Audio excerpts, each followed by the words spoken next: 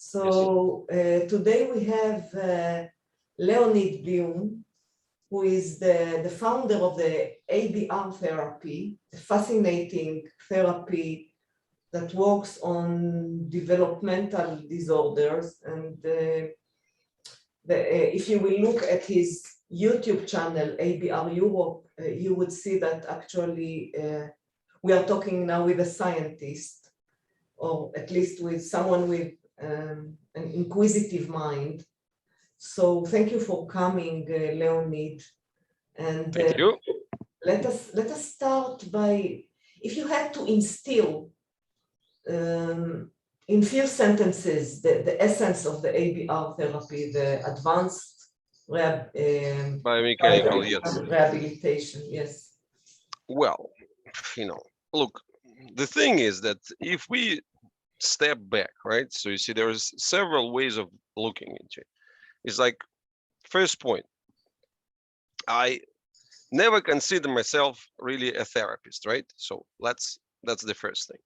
So for me, what I'm interested in is how the big processes occur, right? And fundamentally, the biggest process that we have to deal with is the process of the reversibility.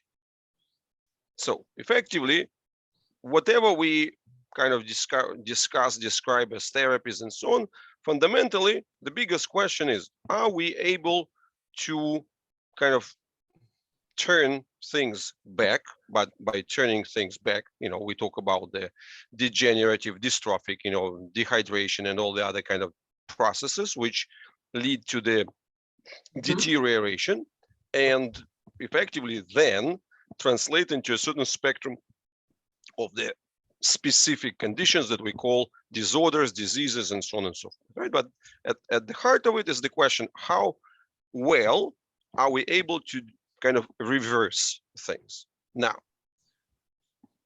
in fact, that's what we all kind of have to keep in mind, right?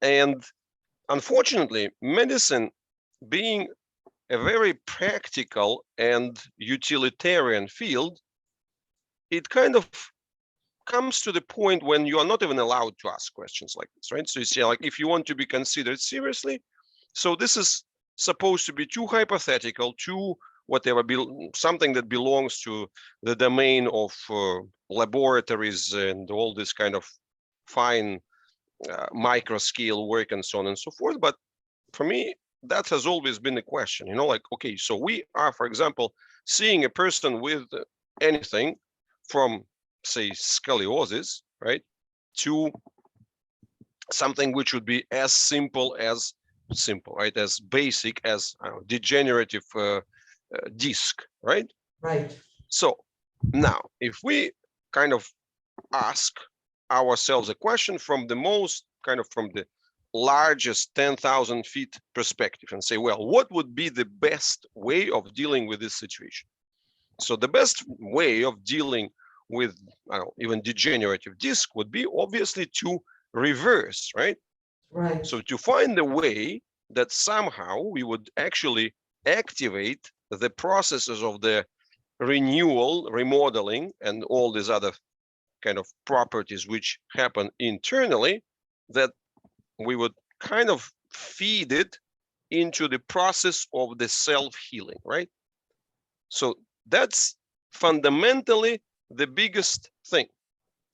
And then if we start looking further, say, by the way, like this reversibility, where does it come from, right? That's an important thing.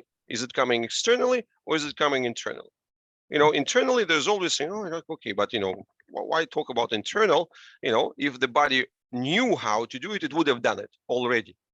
So that's kind of a trip. That's like sort of a kind of trick logic there, right? So you say, okay, if the body knew, it would have done it already. And like you also look there, this is the body which is kind of doing some wrong things from the engineering point of view, doing some, like whatever, releasing the wrong chemicals, not being able to provide the supply, blah, blah, blah, all these things.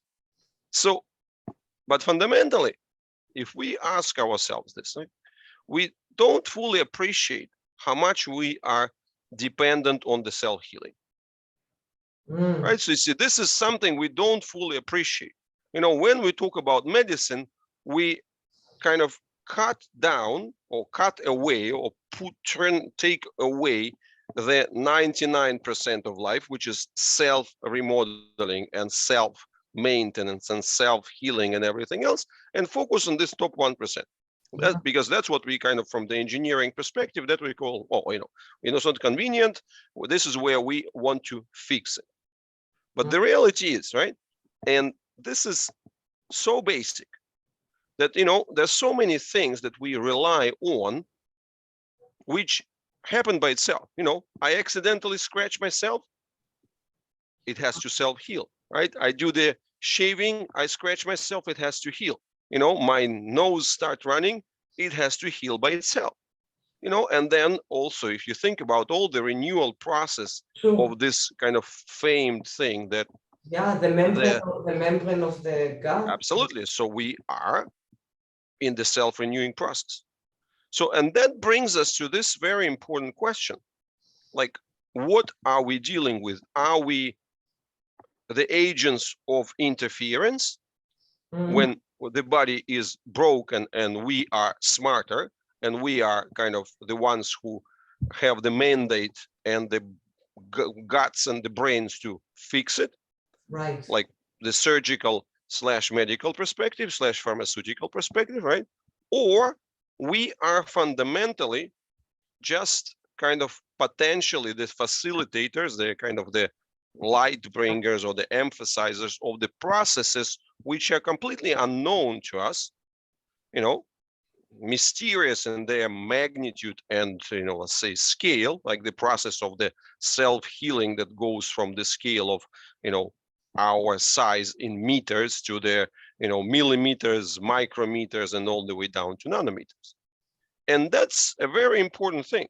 So that's a kind of what defines your first philosophical position, where you actually belong to, right? So you see, are you on the interventionist side, or are you on the side of the, you know, when you realize, okay, we don't understand, this is not a machine, this is the thing which runs on, you know, it's a, you know, it's a miraculous thing. It's so different from anything that we can possibly understand, you know, like, and kind of recreate, that we have to appreciate and really think in that way. So basically, these are the two central questions. So it takes an approach of being, an attitude of humility. To be, I mean, humility, of course, humility is a philosophical, or like on the moral question there. Yes, you have to be, you know, you have to start from the perspective of humility, because, you know, if you start with the perspective of the an engineer, right? So you see, and in that sense, medicine is a kind of, you know, as a version of this engineering process of the interventionism. So, you know, and also we have to understand that medicine historically has been a very utilitarian and practical thing, which is also grew from the emergency medicine, from the military medicine, right? So you see, when there is no time to think, with no time to kind of let processes accumulate and grow. And this is where its entire kind of ethos, mindset, methods, and everything else is, right? And you see, even today, if you listen to whatever they give the Nobel Prizes for and whatever, and what people hope and believe, right? So you see, they believe that is going to be the, you know, this CRISPR, right? So you see that is going to be the magical opportunity to edit the genetics, and then suddenly, like, okay, we edit the genes and then the process is done by itself. You know, it's still this magic kind of, it's still a holy grail. Search for the holy grail. So you see, for some kind of magical kind of like mystery thing, when you do something very little and then like something very big happens. Yeah. Minimum effort, maximum impact. Yeah, maybe a long quest, hard, you know, like it's a golden fleece of sorts, right? So it's like, it's the hero that who goes through the extreme hardships and so on and so on, but he has to get the, you know, the ultimate reward, which is going to make it simple afterwards for everybody, right? That's right. Yeah, I understand. So And the thing is that what I'm interested in, I'm interested more in the boring things, right? In the boring things of what are the processes. And, when I first kind of approached this thing, it was really like, because you think about it, well, okay, we are at the end of the 20th century back then, right? So, and, like medicine is so evolved and so on and so on. And then you realize, well, actually, nobody really gave it a serious enough try to see whether you can really do something related to that reversibility. Nobody really looks for any decent numbers of hours and Wow. accumulation of small processes, how they, and their ability to reverse things. Maybe it's because of the law of entropy in physics, that there is this kind of notion that things will decay and get chaotic and Okay, so that definitely doesn't help, right? So you see the total kind of, especially if we talk about the, like the end of the 20th century. This is the period when the second law of thermodynamics was kind of held in its highest regard, right? But right. I think it's a lot more practical and a lot more simple in a way, right? Is that, the social contract of medicine is to get people back to work and get people back to comfort. Mm. This is the social contract. Mhm. And basically what is being praised are the methods which are going to get people back to work and back to comfort at the shortest possible amount of time. Mhm. So, and then you kind of think about it, say, okay, so who is going to spend, I don't know, like even 100 hours of deliberate physical work on a person with degenerative disc to see whether we're going to make some dent into it, whether we're going to make some kind of trend of reversibility. I Wow. mean, if you think about it, it's a, you would have thought that at least, through the history of mankind, somebody would have actually started to do it in any kind of deliberate way. Realistically, no. I think You know, Feldenkrais was obsessed about the concept of reversibility in the movement realm. That's right. That's right. That's right. But you see, also, if we look at, so in that sense, also you can see that Feldenkrais practitioners are the ones who are most kind of focused on the attention, to the quality of the movement and so on and so forth. But still, you know, we Yeah. also have to remember that Feldenkrais kind of, his whole practice occurred through this period of between the wars on the one hand, on the other hand, through the period of extreme technological optimism, Mhm.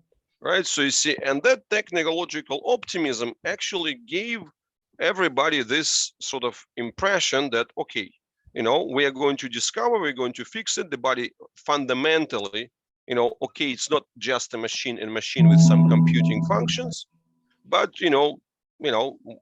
people who are going to find it, we're going to find it somewhere there. It wasn't about the boring process of kind of stacking the small advantages and kind of going for it. So my point is this.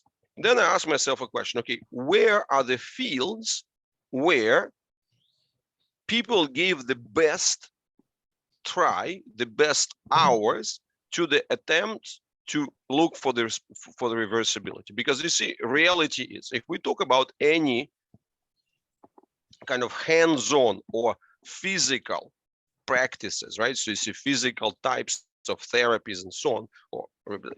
Now, if you look at the realistic life of a practitioner in this field, whether it's kind of private practitioner or whether it's the one who whatever works for some governmental organizations, what kind of time budgets do they have? Extremely short, right? Sure. So in other words, the practitioner who works hand-on with private clients is obliged to show some results within first Sure. 5 sessions, ideally within the first session, right?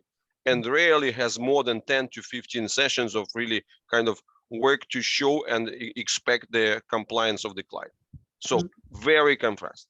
Nowadays, physical therapists, so they have to file whatever their things, and they have to put all sorts of targets and so on and so on. They have the same thing. 10-15 hours is what they have at max to try and make a certain difference. So they have to produce something big, or at least something really tangible, in a short amount of time. Yeah. And something that the person would feel, something would be easy to register, something. So basically, everything puts the pressure on the quick fix. Even if you, as a person, you were interested in some long-term processes and so on, you would be, when you work with regular people, you would be under extreme pressure. That's right. Whether it's, emotionally, socially, financially, and so on and so on, you'll be under extreme pressure to get the quick fix. And the quick fix, I mean, the time budgets, which are 5, 10, 15, 20 hours, right? Of course, there is something like, okay, maybe ongoing support of the sorts of, like, a client comes once a week, to an osteopath or Feldenkrais practitioner, just kind of as a, sort of refreshment sessions or something like this, right? But this is not something which has a really deliberate focus and puts us into the domain of, okay, how much of the reversibility we're going to see. So that's why my choice, or the way how kind of life brought me into the field of cerebral palsy, was very simple. If you ask a question, okay, where is the field where you are at least realistically could expect some bigger time budgets as something normal, right? So you see something that people would more or less, a certain percentage of people would accept, right? So like moving into, say, hundreds of hours. So that's rehabilitation of children, right? And the second thing is, of course, the other one is that if we are talking about the reversibility, the next question is that how difficult and how complex is the challenge, right? So like for me, it was very simple. If I want to put my life into sort of focus and quest for reversibility, assuming I choose a target like scoliosis, right? And say, I have presumably, hypothetically found the way to reverse. Now, but the moment I add an extra, like for example, how is it going to be if it's a scoliosis plus a hip dislocation? Is it going to work? Well, now I have to retry and retest, right? So what happens if it's going to be a scoliosis plus some developmental deficits like genetic ones? Yeah. Is it going to be working, right? What's going to happen is going to be the scoliosis plus the neurological component. Then again, effectively. How did this lead you to research the fascia and be focused on the fascia? Well, I mean, that came later. You see, like this came much. You see, look, I have originally studied cybernetics, right? Oh. So I'm the product. Another mysterious word, like we know it literally, but we don't understand exactly what. Yeah, but you see, look, I am the product of kind of the last years of the Soviet Union, right? So you said the last years of the Soviet Union, there were certain things in some places, right? So where there were some experimental kind of new programs and so on, which really very poorly fits into any standard definition, right? Because you see, the Soviet cybernetics was a paradoxical thing, which was about kind of systems and how systems evolve and how you can actually govern the system, right? Because cybernetics, literally means it's the science of governing, right? So you see cyber in that sense, it's a, it's a cyber, it's in Greek, it's related to governing the ship, right?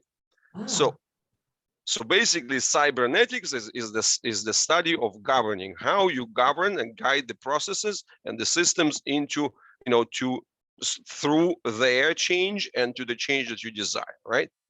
Now, but the thing is that in the Soviet system, it was very, as it was quite deeply elaborated on theoretical and kind of mathematical foundations, but it was very poorly supplied with the computational power.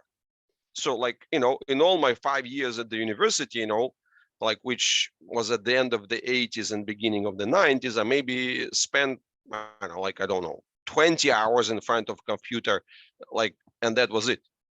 So cybernetics afterwards, when everything kind of changed and so on, and the Western standards came in, became replaced as the computer science, right? So you see, basically what we have today, you know, and what we have as a dominant thing in you know, in their kind of modern Western discourse is their computer science. So which kind of relies more on the computational power that, you know, that even if you don't formulate things well, that the computational power is going to kind of do the brute force, right? So you see, we have this more powerful chips, more powerful computers, more powerful, so that they can get through.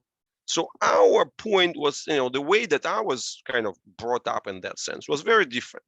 So that you're looking at the way kind of what is, you know, what today is, which is line more with the modern language of complexity sciences, right? So you see, which is kind of coming from that different dimensions and directions. So that's it. You know, for me, it was a very cybernetic formulation. You know, I was studying cybernetics, but then, you know, like it was in the summer in 92,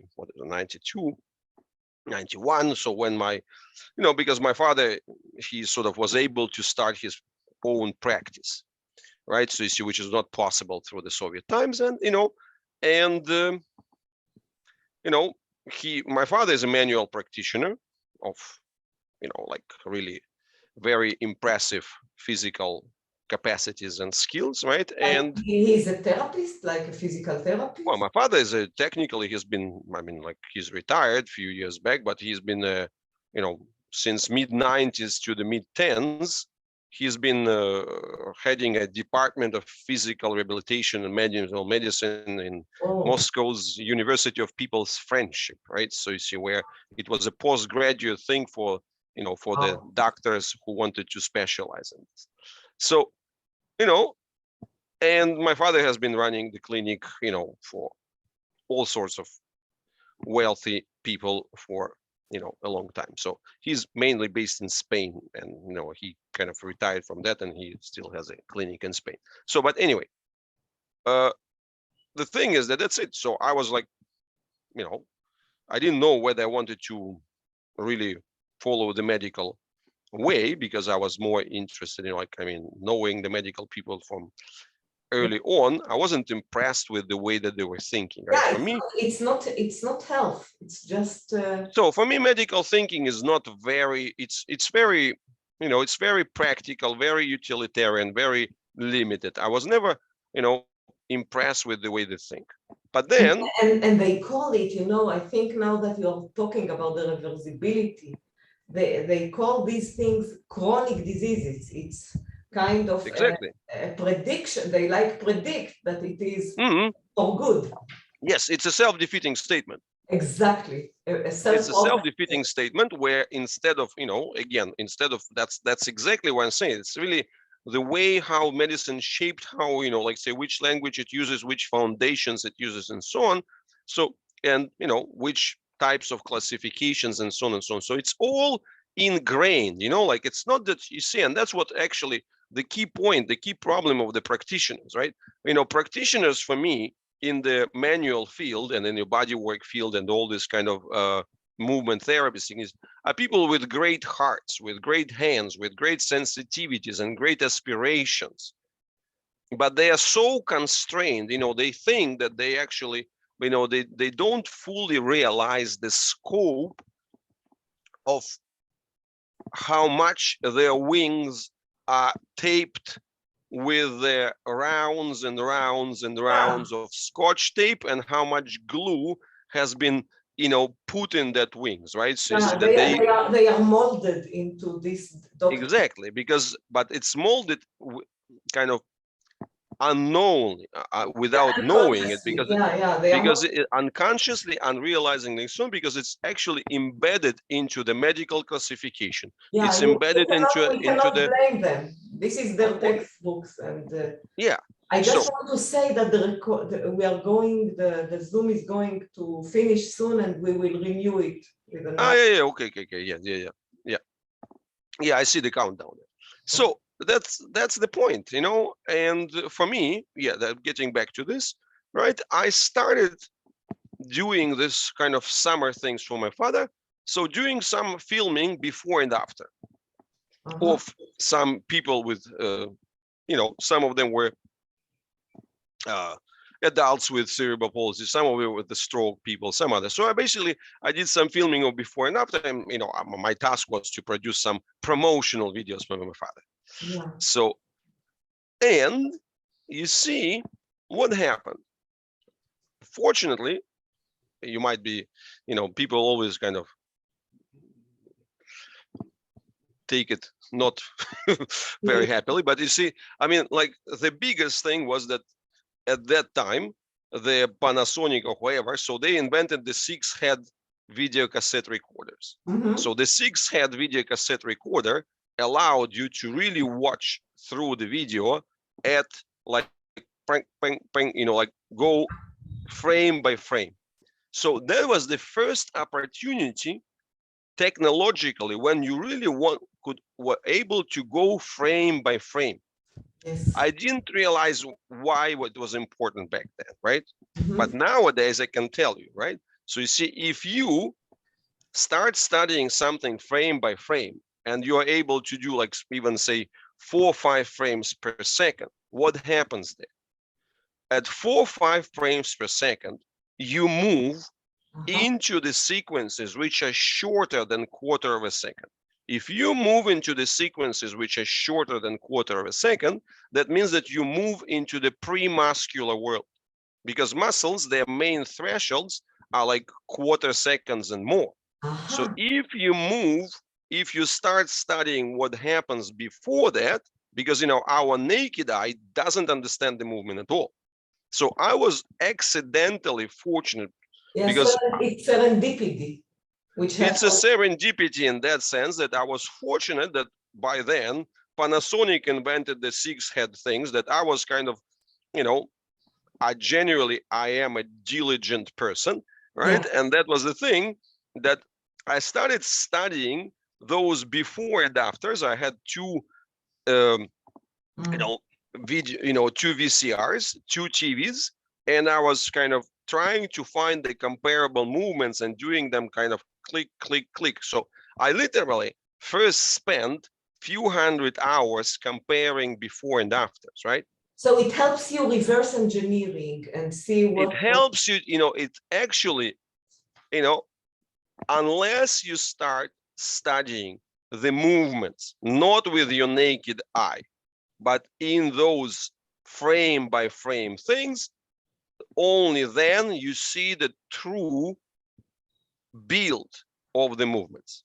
But the body. You don't realize how complex the movements are, because also you look at the way how the person with the twisted hand, for example, right? So you see, like you look at it in real time, it's just a twisted hand, or you kind of does this. But once you start placing it into the frame by frame thing, then you start seeing the transitional sequences. What happens? What are the other things which are being added?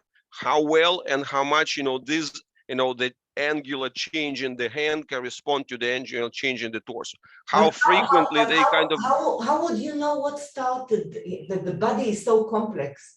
I have So no idea. I know. You see, truth to be told, I have no idea. I'm a phenomenologist. You see, I had a very simple request.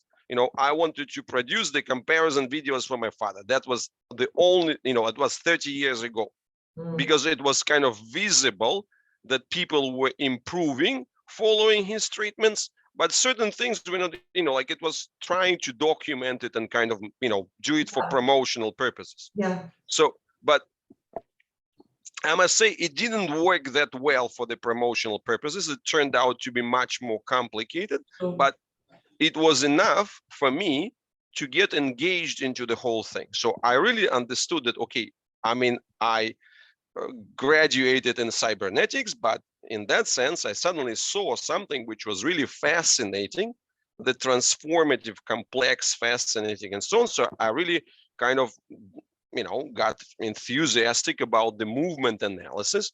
And at first, I was just looking at the movement analysis. I wasn't looking into becoming a kind of a therapist of myself, but okay, that kind of evolved, right? Because then, my father got that department, I got involved, and so on and so forth. So basically, I moved into this thing. So we got less than a minute. Maybe we should restart, and then it would be easier, right?